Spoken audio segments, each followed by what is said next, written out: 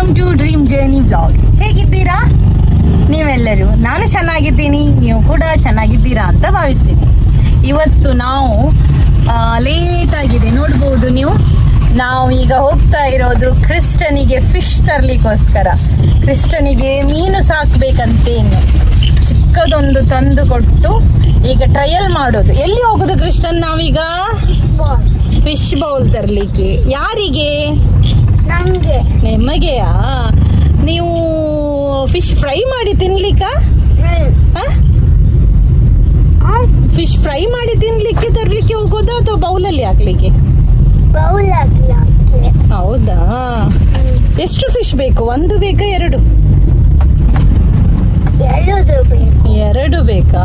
Okay, so ಈಗ ಹೋಗೋಣ fish ತರಲಿಕ್ಕೆ. ನಿಮಗೆ ತೋರಿಸ್ತೀನಿ ನಾವು ಮುಂದೆ. ಫಸ್ಟ್ ನಾವು ಶಾಪ್ ಹತ್ರ ಬಂದ್ವಿ, ಅಂದರೆ ನಮ್ಮ ಸಲೂನ್ ಹತ್ರ.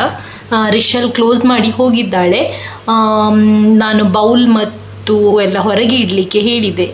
ಫಿಶ್ ಬೌಲ್ ನಮ್ಮ ಹತ್ರ ಆಲ್ರೆಡಿ ಉಂಟು, ನೀವು ನೋಡಿರ್ಬೋದು. ನಾವು ಡ್ರಾ ಎಲ್ಲ ಮಾಡಲಿಕ್ಕೆ ಯೂಸ್ ಮಾಡ್ತಿದ್ವಿ, ಅದರಲ್ಲಿಯೇ ಇಡೋದಂತ ಹೇಳಿ ಪ್ಲ್ಯಾನ್ ಮಾಡಿದ್ವಿ. ಈ ಮೊದಲು ಕೂಡ ನಾವು ಒಂದು ಸಲ ತರೋದು ಅಂತ ಪ್ಲ್ಯಾನ್ ಆಗಿತ್ತು, ಬಟ್ ಇವನು ಅದನ್ನು ಇಟ್ಕೊಳ್ಳಿಕ್ಕಿಲ್ಲ, ತಂದು ಸಾಯಿಸಿದರೆ ಕಷ್ಟ ಅಂತ ಹೇಳಿ ಬೇಡ ಅಂತ ಹೇಳಿ ಸುಮ್ಮನಿದ್ವಿ. ಮತ್ತು ಈಗ ಮತ್ತೆ ಹಠ ಮಾಡ್ತಾ ಇದ್ದ ಅಂತ ಹೇಳಿ ತರೋಣ ಅಂತಲೇ ಪ್ಲ್ಯಾನ್ ಮಾಡಿದ್ವಿ. ಮತ್ತು ನಾವು ಅವನಿಗೆ ಮೊಬೈಲ್ TV ಕೊಡದೇ ಇರುವ ಕಾರಣ ಅವನು ಟೈಮ್ ಪಾಸ್ ಮಾಡಬೇಕಲ್ಲ ಹೇಗಾದರೂ ಒಂದು. ಸೊ ಅದಕ್ಕೋಸ್ಕರ ಓಕೆ ತರೋಣ ಅಂತ ಹೇಳಿದ. ಅವನು ಎಕ್ಸೈಟ್ಮೆಂಟ್ ಲೆವೆಲ್ ಹೇಳೋದೇ ಬೇಡ ತರಲಿಕ್ಕೆ ಹೋಗುವಾಗ. ಮತ್ತು ನನ್ನ ಹಸ್ಬೆಂಡಿಗೂ ಕೂಡ ಒಂದು ಆಸೆ ಇತ್ತು ಮೇ ಬಿ ತರಲಿಕ್ಕೆ. ಅವರು ಕೂಡ ಖುಷಿಯಾದರು. ಮತ್ತು ನಾನು ಮಾತ್ರ ಹೇಳಿದೆ ಫಸ್ಟ್ ನಾವು ಚಿಕ್ಕದು ತರೋದು, ಯಾವುದು ದೊಡ್ಡದಾಗಲ್ಲ ಆ ಥರದೇ ತರೋಣ. ಬಿಕಾಸ್ ನಿಮಗೆ ಗೊತ್ತಿರ್ಬೋದು, ನಮ್ಮ ತಾಯಿ ಮನೆ ಎಲ್ಲ ದೂರ, ನಾವು ಹೋದರೆ ಒಂದು ವಾರ ಎಲ್ಲ ಬರಲ್ಲ ಆ ಟೈಮಲ್ಲಿ. ಮತ್ತು ಅತ್ತೆಗೆ ಕೂಡ ಕಷ್ಟ ಆಗ್ತದೆ, ಮತ್ತು ಕ್ಲೀನಿಂಗಿಗೆ ಕಷ್ಟ ಆಗುತ್ತೆ ಅಂತ ಹೇಳಿ ನಾನು ಮೊದಲೇ ಹೇಳಿದ್ದೆ ತಂದರೆ ನಾವು ಚಿಕ್ಕದು ತರೋದು ಅಂತ ಹೇಳಿ. ಸೊ ನಾವು ಇಲ್ಲಿ ಬಂದು ರೀಚ್ ಆಗಿದ್ದೀವಿ. ಇದು ಅಕ್ವೇರಿಯಂ, ಅಂದರೆ ಮೀನು ಸೇಲ್ ಮಾಡೋದೆಲ್ಲಿ ಉಂಟು, ಅದು ಮಡಂತ್ಯಾರಿನಲ್ಲಿಯೇ ಉಂಟು, ನಿಮಗೆ ಗೊತ್ತಿರ್ಬೋದು. ಸೊ ಇಲ್ಲಿ ಬಂದಿದ್ದೀವಿ, ನೋಡ್ಬೋದು ನೀವು. ಚಿಕ್ಕದೆಲ್ಲ ತುಂಬ ಉಂಟು. ಈಗ ಪ್ಲ್ಯಾನ್ ಮಾಡ್ತಾ ಇದ್ದೀವಿ ಯಾವುದು ತಗೊಳ್ಳೋದಂತ ಹೇಳಿ. ಬರ್ಡ್ಸ್ ಕೂಡ ಉಂಟು. ನನ್ನ ಮಗ ನೆಕ್ಸ್ಟ್ ಡೇ ಹೇಳ್ತಾ ಇದ್ದ, ಮಾರ್ನಿಂಗ್ ಎದ್ದು ಇಲ್ಲಿಂದ ತೊಗೊಂಡು ಹೋದ ನಂತರ ನಾವು ಬರ್ಡ್ ಕೂಡ ಹೋಗಿ ತೊಗೊಂಡು ಬರೋಣ ಅಂತ ಹೇಳಿ. ಮತ್ತು ಅವರು ಒಂದು ಹುಡುಗನನ್ನು ನಿಲ್ಲಿಸಿ ಇಟ್ಟಿದ್ರು, may be school boy, evening ಟೈಮಲ್ಲಿ ನಿಲ್ತಾರೆ ಅವರು. ಟೋಟಲ್ ನಾವು 4 ತೊಗೊಂಡ್ವಿ. ಮತ್ತು ಈ ಸ್ಯಾಂಡ್ ಎಲ್ಲ ತೊಗೊಂಡ್ವಿ.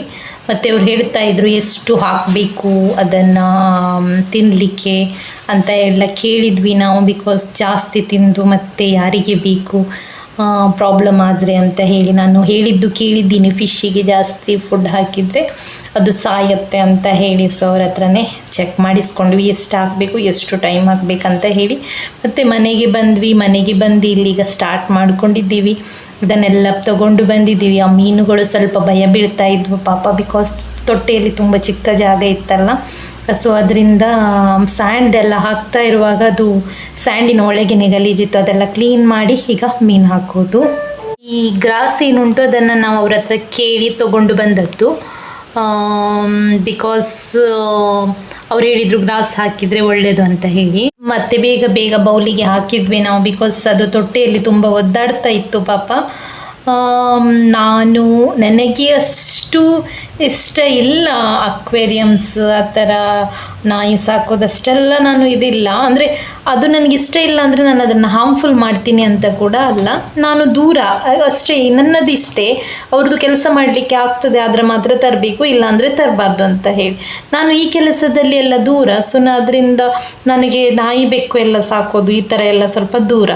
ಬಟ್ ಇವ್ರ ಹಸ್ಬೆಂಡ್ ಹೇಳಿದರು, ಅವರು ನಾನು ಮಾಡ್ತೀನಿ ಅಂತ ಹೇಳಿ. ಮತ್ತು ಮಗನಿಗೆ ಬೇಕಿತ್ತು ಅಂತ ಹೇಳಿ ನಾವು ತೊಗೊಂಡ್ವಿ. ಇವನು ಅಲ್ಲಿಯೇ ಬಾಕಿಯಾಗಿದ್ದಾನೆ. ಆ ದಿನ ತಂದ ದಿನ ಅಲ್ಲಿಯೇ ಮಲಗೋದು. ನಾನು ಅವ್ರದ್ದು ಬಿಗ್ ಬ್ರದರ್ ಅಂತೆ, ಹಾಗೇ ಹೇಳೋದು ಅವನು ಈಗ ಕೂಡ. ಡೈಲಿ ಎದ್ದ ನಂತರ ಓ ಮೈ ಬೇಬಿ, ನಾನು ಗುಡ್ ಮಾರ್ನಿಂಗ್, ನಾನು ನಿನ್ನ ಬಿಗ್ ಬ್ರದರ್ ಅಂತ ಹೇಳಿ ಒಂದು ಕ್ಯೂಟ್ ಆಗುತ್ತೆ. ನಾನು ಅವನ ಹತ್ರ ಫಸ್ಟೇ ಕೇಳಿದೆ, ನೀನು ಅವ್ರದ್ದು ಫಾದರ್ ಅಥವಾ ಬಿಗ್ ಬ್ರದರ್? ನಾನು ಬಿಗ್ ಬ್ರದರ್ ಅಂತ ಹೇಳೋದು ಅವನು. ಮತ್ತು ನೆಕ್ಸ್ಟ್ ಡೇ ವಿಡಿಯೋ ಇದು ನೆಕ್ಸ್ಟ್ ಡೇ ಮಗನಿಗೆ ರಜೆ ಇದ್ದದ್ದು, ಮೊಹರಂ ದಿನ. ಸೊ ಅವನಿಗೆ ರಜೆ ಇರುವ ದಿನ ಹಸ್ಬೆಂಡ್ ಬೇರೆ ಏನು ಕೆಲಸ ಮಾಡಲಿಕ್ಕೇ ಹೋಗಲ್ಲ, ಅವನಿಗೇ ಟೈಮ್ ಕೊಡೋದು. ಬಿಕಾಸ್ ಅವನಿಗೆ ಆಟ ಆಡಲಿಕ್ಕೆ ಕೂಡ ಯಾರೂ ಇರಲ್ಲ, ಮತ್ತು ನಾವು ಟಿ ವಿ ಮೊಬೈಲ್ ಕೊಡಲ್ಲ, ಅದರಿಂದ ಅವನಿಗೆ ಯಾರಾದರೂ ಒಬ್ಬರು ಬೇಕೇ ಬೇಕು ಆಟ ಆಡಲಿಕ್ಕೆ. ಸೊ ಅವನಿಗೆ ಏನೆಲ್ಲ ಮಾಡಿ ಕೊಟ್ಟಿದ್ದಾರೆ ಈಗ ಹಸ್ಬೆಂಡ್. ಸ್ಯಾಂಡ್ ಯಾವತ್ತೂ ಕೂಡ ಇರುತ್ತೆ, ಈಗ ಏನೋ ಹೊಸದಾಗಿ ರೋಡ್ ಎಲ್ಲ ಮಾಡಿದ್ದಾರೆ. ಮತ್ತು ಆ ದಿನ ನಾನು ಜಾಸ್ತಿ ವಿಡಿಯೋ ಮಾಡಲಿಕ್ಕೆ ಹೋಗಿಲ್ಲ. ಇದು ಸಂಡೇ ವಿಡಿಯೋ. ಇದು ನಾನು ಬೆಳಿಗ್ಗೆ ಚರ್ಚಿಗೆ ಹೋಗಲಿಕ್ಕೆ ರೆಡಿ ಆದಾಗ ಮಾಡಿದ ವಿಡಿಯೋ. ನಾನು ಈ ಡ್ರೆಸ್ ಹಾಕದೆ ತುಂಬ ಸಮಯ ಆಯಿತು. ಇವತ್ತು ನಮಗೆ ಸೈಂಟ್ ಪೀಟರ್ ಇದ್ದು ದಿನ ಮಾಡೋದು. ನಮ್ಮದು ಗ್ರೂಪ್ ಏನುಂಟು ಅದು ಸೈಂಟ್ ಪೀಟರ್ ಗ್ರೂಪ್ ಅಂತ ಹೇಳಿದರೆ ನಮಗೆ ಫುಲ್ ಚರ್ಚಲ್ಲಿ ಸಪ್ರೇಟ್ ಏರಿಯಾ ವೈಸಲ್ಲಿ ಗ್ರೂಪ್ ಆಗಿರುತ್ತೆ. ಗೊತ್ತಿಲ್ಲದವರಿಗೆ ಹೇಳ್ತೇನೆ. ಸೊ ಅದು ನಮ್ಮದು ಗ್ರೂಪಿದು ನೇಮ್ ಸೈಂಟ್ ಪೀಟರ್. ನನ್ನ ಮಗ ನೋಡಿ ನಿನ್ನೆ ಗಾಡಿ ವಾಶ್ ಮಾಡುವಾಗ 2 ಹೂಗಳನ್ನು ಮುಂದೆ ಇಟ್ಟಿದ್ದಾನೆ. ಅದು ತೆಗಿಲಿಕ್ಕೇನೆ ಕೊಡ್ತಾ ಇಲ್ಲ, ಅದು ತೆಗಿಬಾರ್ದಂತೆ. ಸೊ ಇವತ್ತು ಎಲ್ಲರೂ ಕೂಡ ಚರ್ಚಿಗೆ ಹೋಗ್ತಿದ್ದೀವಿ, ಮತ್ತು ಸ್ವಲ್ಪ ಒಳ್ಳೆ ಬಟ್ಟೆ ಹಾಕ್ಕೊಂಡು ಹೋಗ್ತಾ ಇದ್ದೀವಿ. ಈಗ ಹೊರಟಿದ್ದೀವಿ ಚರ್ಚಿಗೆ. ನಾವು ಬೆಳಿಗ್ಗೆ ಸೆಕೆಂಡ್ ಪೂಜೆಗೆ ಹೋದದ್ದು 7:45 ಇದು. ಈಗ ಹೋಗ್ತಾ ಇದ್ದೀವಿ ಚರ್ಚಿಗೆ. ಆಫ್ಟರ್ನೂನು ನಮಗೆ ಏರಿಯಾ ವೈಸಲ್ಲಿ ಒಂದು ಮನೆಯಲ್ಲಿ ಊಟ ಎಲ್ಲ ಇರುತ್ತೆ, ಫಂಕ್ಷನ್ ಪ್ರೋಗ್ರಾಮ್ ಥರ ಎಲ್ಲ ಮಾಡ್ತಾರೆ, ಅಲ್ಲಿ ಕೂಡ ಹೋಗಲಿಕ್ಕೆ ಉಂಟು. ಬಟ್ ಫಸ್ಟ್ ಪೂಜೆ. ಮಗ ತುಂಬ ಎಕ್ಸೈಟ್ಮೆಂಟಲ್ಲಿದ್ದಾನೆ. ಅವನಿಗೆ ಕಾಣಿಕೆ ಕೊಡೋದಂದರೆ ತುಂಬ ಇಷ್ಟ. ಸೊ ಇವತ್ತು ಅವನಿಗೆ ಕೊಡಲಿಕ್ಕೆ ಉಂಟು, ಅದರ ಎಕ್ಸೈಟ್ಮೆಂಟ್ ಸ್ವಲ್ಪ ಜಾಸ್ತಿ ಅವನಿಗೆ ಇವತ್ತು. ಅವನಿಗೆ ಲೈನಲ್ಲಿ ಹೋಗಿ ಕಾಣಿಕೆ ಕೊಡೋದಂತ ಹೇಳಿದರೆ ಏನೋ ತುಂಬ ಎಕ್ಸೈಟ್ಮೆಂಟ್ ಜಾಸ್ತಿ. ಅದರ ನಂತರ ಪೂಜೆ ಆದ ನಂತರ ಅವನಿಗೆ ಪೋಲಿಯೋ ಡ್ರಾಪ್ಸ್ ಹಾಕಲಿಕ್ಕೆ ಹೋಗಿದ್ವಿ. ಗೊತ್ತಿರ್ಬೋದು, ಮೊನ್ನೆ ಸಂಡೇಗೆ ಪೋಲಿಯೋ ಡ್ರಾಪ್ ಇತ್ತು. ಸೊ ಅವನಿಗೊಂದು ಹಾಕಿಸಿದ್ವಿ. ಇದು ಅವನದು ಲಾಸ್ಟ್ ಪೋಲಿಯೋ ಡ್ರಾಪ್. ಯೋಚನೆ ಮಾಡಿ ಕೂಡ ಎಷ್ಟು ಇದಾಗುತ್ತೆ ಅಂತ ಹೇಳಿದರೆ, ಎಷ್ಟು ಬೇಗ ದೊಡ್ಡದಾಗಿ ಬಿಟ್ಟ. ಇದು ಒಂದು ಲಾಸ್ಟ್ ಪೋಲಿಯೋ ಡ್ರಾಪ್ ಕೂಡ. ಅವನಿಗೀಗ ಸೆಪ್ಟೆಂಬರಲ್ಲಿ ನಾಡಿದ್ದು 5 ಇಯರ್ಸ್ ಆಗುತ್ತೆ. ಆಫ್ಟರ್ 5 ಇಯರ್ಸ್ ಇನ್ನೂ ಪೋಲಿಯೋ ಡ್ರಾಪ್ ಇಲ್ಲ. ನಾನು ಅಂದ್ಕೊಂಡಿದ್ದೆ ಇನ್ನು ಫೆಬ್ರವರಿಯಲ್ಲಿ ಪೋಲಿಯೋ ಡ್ರಾಪ್ ಆಗಿರೋದನ್ನು ಅವನಿಗೆ ಸಿಗಲಿಕ್ಕಿಲ್ಲ ಅಂತ ಹೇಳಿ. ಮಿಡ್ಲಲ್ಲಿ ಪೋಲಿಯೋ ಡ್ರಾಪ್ ಇದ್ದದ್ದು ಅವನಿಗೆ ಸಿಕ್ಕಿತು. ಬಟ್ ಅದು ಇಷ್ಟ ಆಗಿಲ್ಲ ಅಂತೆ, ಅವನಿಗೆ ಒಳ್ಳೆಯದಿಲ್ಲ ಅಂತೆ. ಸೊ ಅವನದು ಮೂಡ್ ಕೂಡ ಒಳ್ಳೆಯದಿರಲಿಲ್ಲ. ಬೆಳಿಗ್ಗೆಯಿಂದ ಕಿರಿಕಿರಿ ಮಾಡ್ತಾನೇ ಇದ್ದ. ಅದರಲ್ಲಿ ಕೂಡ ಪೋಲಿಯೋ ಡ್ರಾಪ್ ಕೊಟ್ಟಿದ್ದು ಮತ್ತೆ ಕಿರಿಕಿರಿ ಆಯಿತು ಅವನಿಗೆ. ಮತ್ತು ಮನೆಗೆ ಹೋಗೋದು ಅಂತ ಹೇಳಿದರೆ ಅವನಿಗೆ ಭಾರಿ ಟೆನ್ಷನ್. ಮನೆಗೆ ಬೇಡ, ನಾವು ಎಲ್ಲಿಯಾದರೂ ಹೋಗೋಣ ಸುತ್ತಲಿಕ್ಕೆ ಅಂತ ಹೇಳಿ ಮತ್ತು ಸಮಾಧಾನ ಮಾಡಿ ಹೇಗಾದರೂ ಮಾಡಿ ಮನೆಗೆ ಕರ್ಕೊಂಡೋದ್ವಿ. ಮತ್ತು ವಾಪಸ್ ರೆಡಿಯಾಗಿ ಒಂದು 11:30-12 ಗಂಟೆಗೆ ಸಾಧಾರಣಕ್ಕೆ ರೆಡಿಯಾಗಿ ಹೊರಟಿದ್ದೀವಿ ಈಗ ಪ್ರೋಗ್ರಾಮಿಗೆ. ಅಂದರೆ ನಮ್ಮ ಏರಿಯಾ ವೈಸ್ ಪ್ರೋಗ್ರಾಮ್ ಅಂತ ಹೇಳಿದೆ ಅಲ್ಲ, ನಾವೆಲ್ಲರೂ ಹೋಗ್ತಾ ಇದ್ದೀವಿ. ಅತ್ತಿಗೆ ಕೂಡ ನಮ್ಮ ಜೊತೆಗೇ ಬರ್ತಾ ಇದ್ದಾರೆ. ಮಳೆ ಜೋರುಂಟು, ಸಂಡೆಯಿಂದ ಮಳೆ ಅಂತ ಫೀಲ್ ಆಗ್ತಾ ಉಂಟು. ಮಳೆ ಉಂಟು, ಕಿರಿಕಿರಿ ಆಗ್ತದೆ ಅಂತ ಹೇಳುವಾಗೇನೂ ಇಲ್ಲ. ಮಳೆ ನಿಂತೋದ್ರೆ ಮೇಲೆ ನೋಡಬೇಕಷ್ಟೇ. ಕಾಡಿ ಬೇಡಿ ಹೇಳಿದಾಗೆ ಮಳೆ ಬರಲಿಕ್ಕೆ ಶುರುವಾಗಿದೆ. ಸೊ ಸಂಡೇ ಫುಲ್ ಮಳೆ ಇತ್ತು. ಅದು ನಾವು ಸ್ವಲ್ಪ ಲೇಟೇ ಆಗಿದ್ವಿ, ಅಂದರೆ ಪ್ರೋಗ್ರಾಮ್ ಸ್ಟಾರ್ಟ್ ಆಗಿರಲಿಲ್ಲ. ಬಟ್ ಜ್ಯೂಸ್ ಆಲ್ಮೋಸ್ಟ್ ಬಂದಿದ್ದರು, ಜ್ಯೂಸ್ ಎಲ್ಲ ಕೊಡ್ತಾಯಿದ್ರು. ಇಲ್ಲಿ ಮಗ ಜ್ಯೂಸ್ ಕುಡಿತಾ ಇದ್ದಾನೆ. ನಾವು ಆ್ಯಕ್ಚುಲಿ ಖುಷಿಯಲ್ಲೇ ಹೋಗಿದ್ವಿ. ಪ್ರೋಗ್ರಾಮ್ ಸ್ಟಾರ್ಟ್ ಆಗುವ ತನಕ ನಿಮ್ಮ ಮಗ ಸ್ವಲ್ಪ ಡಲ್ ಇದ್ದ. ಅದರ ನಂತರ ಅಲ್ಲಿ ಹೋದ ನಂತರ ನನಗೆ ಪ್ರೋಗ್ರಾಮ್ ಎಂಜಾಯ್ ಮಾಡಲಿಕ್ಕೇ ಆಗಿಲ್ಲ. ಅವನು ಹುಷಾರೇ ಇರಲಿಲ್ಲ ಸರಿಯಾಗಿ. ಅದರ ನಂತರ ನೀವು ನೋಡ್ಬೋದು ಎಲ್ಲ ಕಡೆಯಿಂದ ಪ್ರಿಪ್ರೇಷನ್ ನಡೀತಾ ಉಂಟು. ಎಲ್ಲರೂ ಬಂದು ಮಾಡಿದ್ದು ಆಗ್ಬೋದಾ, ನಾನು ಹೋಗಿರಲಿಲ್ಲ. ತುಂಬ ಜನದ್ದು ಶ್ರಮ ಇರುತ್ತೆ ಇದರಲ್ಲಿ. ನಾವು ಮಕ್ಕಳು ಮರಿ ಕೆಲಸ ಅಂತ ಬಾಕಿ ಆಗ್ತದೆ. ತುಂಬ ಜನ ಮುಂದೆನೇ ಬಂದು ಮೊದಲನೇ ದಿನ ಬಂದು ಅಡಿಗೆದು ತಯಾರಿ ಅಂತೆ, ಈ ಥರ ಡೆಕೋರೇಷನಿಗೆ ಚೇರ್ ಹಾಕಲಿಕ್ಕೆ ಎಲ್ಲದಕ್ಕೂ ಕೂಡ ಎಲ್ಲ ಅವರವರು ಹೆಲ್ಪ್ ಮಾಡಿಕೊಂಡಿದ್ದು. ನಾನು ಯಾವುದಕ್ಕೂ ಕೂಡ ಹೋಗಲಿಕ್ಕೆ ಆಗಿಲ್ಲ. ಅದರ ನಂತರ ನನ್ನ ಮಗನಿಗೆ ಸ್ವಲ್ಪ ಸರಿಯಾದ ನಂತರ ಒಂದೊಂದು ಫ್ರೆಂಡ್ ಇದ್ದಾಳೆ ಚರ್ಚಲ್ಲಿ ಸಿಗೋಳು.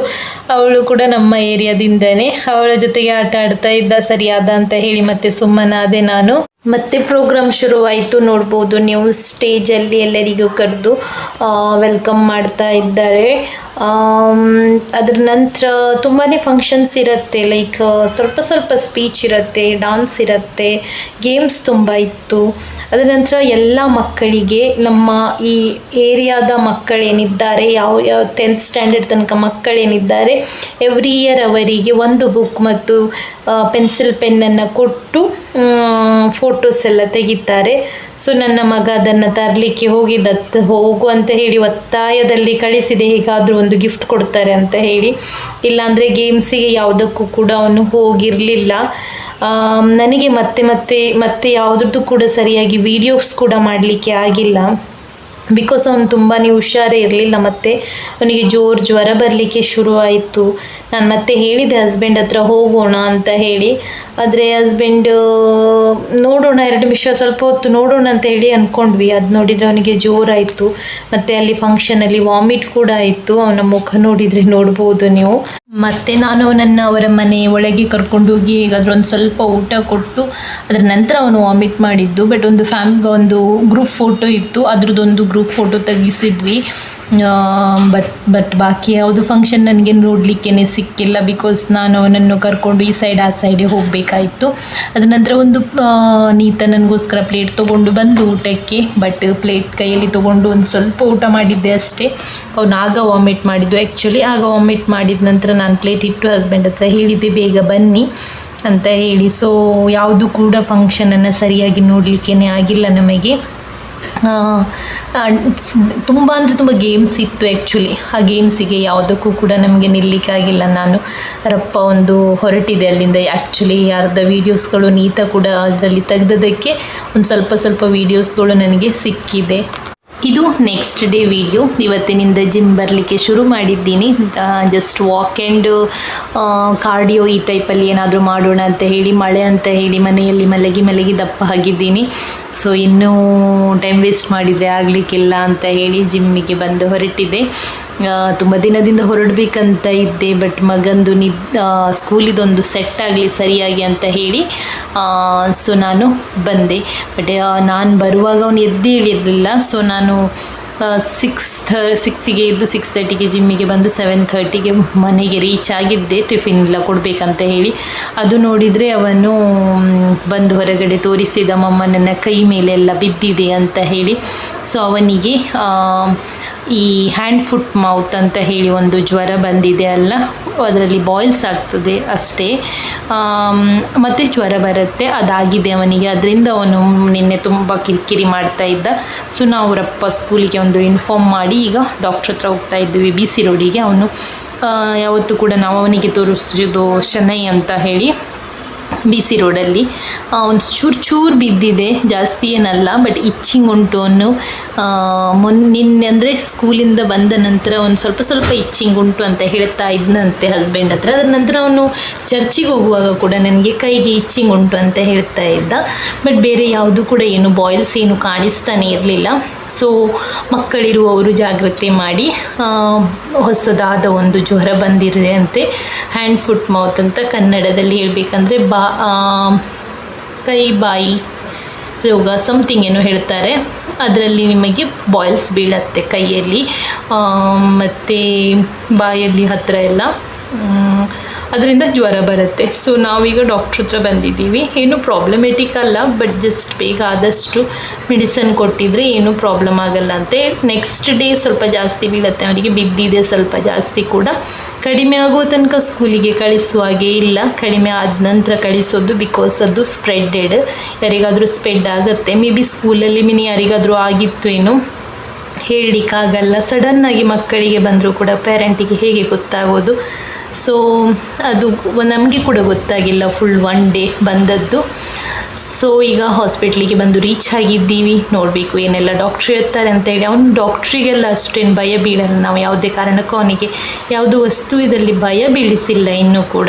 ಅವನಿಗೆ ಡಾಕ್ಟ್ರಿಗೆ ಸರಿಯಾಗಿ ತೋರಿಸಿ ಈಗ ಮನೆಗೆ ಹೊರಟಿದ್ದೀವಿ. ಸೊ ಗೈಸ್, ನೀವು ನೋಡಿದ್ರಿ ನಾವು ಏನೆಲ್ಲ ಮಾಡಿದ್ವಿ ಅಂತ ಹೇಳಿ. ಇದು 3-4 ಡೇಸ್ ಇದು ವೀಡಿಯೋಸ್ ಉಂಟು. ನಾನು ಚಿಕ್ಕ ಕ್ಲಿಪ್ ಮಾಡಿ ಹಾಕಿದ್ದೀನಿ. ಈ ವಿಡಿಯೋ ನಿಮಗೆ ಇಷ್ಟ ಆಗಿದೆ ಅಂತ ಅಂದ್ಕೊಳ್ತೀನಿ. ಇಷ್ಟ ಆದಲ್ಲಿ ಲೈಕ್ ಮಾಡಿ, ಶೇರ್ ಮಾಡಿ, ಕಮೆಂಟ್ ಮಾಡಿ, ಹಾಗೆ